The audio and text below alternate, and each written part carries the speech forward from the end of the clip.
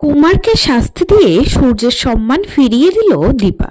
হ্যাঁ বন্ধুরা, আমরা এমনটাই দেখতে পাবো অনুরাগের ছোঁয়া ধারাবাহিকের আজকের পর্বে। দীপা ঠাকুরমশাইকে হাত জোর করে বলে, আপনার সাহায্য চাই। আপনি মায়ের পূজারী আর আমি মায়ের মেয়ে। আমাকে ফেরাবেন না। যার জন্য আপনি এই পুজোর আয়োজন করেছেন সে একটা নোংরা লোক, সে একটা ক্রিমিনাল। তখনই কুমার সেখানে আসে। কুমারকে ডেকে দীপা মায়ের মূর্তির পেছনে লুকিয়ে পড়ে। অন্যদিকে সোনারূপা দীপাকে না নিয়ে একাই ফিরে এসেছে।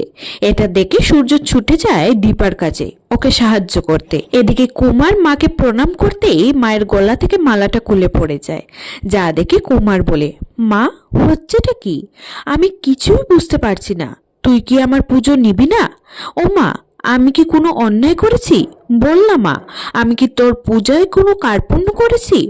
তখন আড়াল থেকে দীপা বলে, ঠাকুর ভক্তি চায়, টাকা পয়সা অহংকার নয়।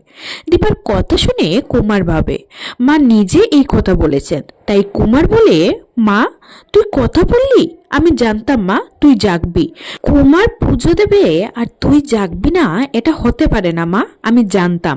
তখন দীপা বলে, তুই পরিত্রাণ পাবি না। ঠাকুর অহংকার মানে না, তোর শাস্তি হবে, তুই বাঁচবি না আর।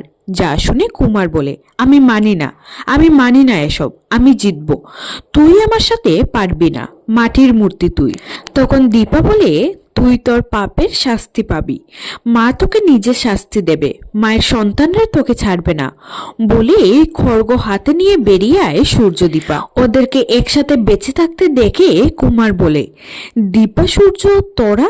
না না, আমার ভুল হচ্ছে, আমি ভুল দেখছি। তখন সূর্য বলে, তোর সামনে আমরাই দাঁড়িয়ে আছি।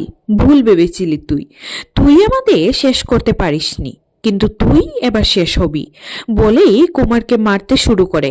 অনেকক্ষণ মার খাওয়ার পর নিজেকে সূর্যদীপার কাছ থেকে বাঁচাতে প্রাণ ভিক্ষা যায়।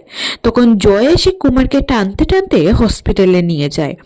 তারপর সবাইকে একসাথে জড়ো করে সিসিটিভির ফুটেজটা চালায়, যেখানে স্পষ্টভাবে বোঝা যাচ্ছিল কুমার কিভাবে সূর্যকে ফাঁসিয়েছিল। পুরো ভিডিওটা দেখে সবাই মিলে কুমারকে মারতে শুরু করে। হসপিটালে এত ঝামেলা দেখে পুলিশ ছুটে আসে।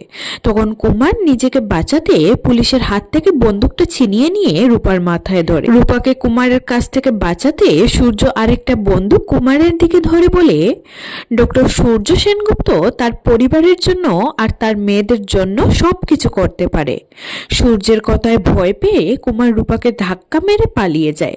তবে যাবার আগে কুমার এও বলে যায়, কুমার কোনো হিসেব বাকি রাখে না, কাউকে ছাড়বো না আমি, মিলিয়ে নিস, তোদের বংশ শেষ করে দেব আমি। কুমারের এই কথা শুনে ভয় পেয়ে যায় দীপা।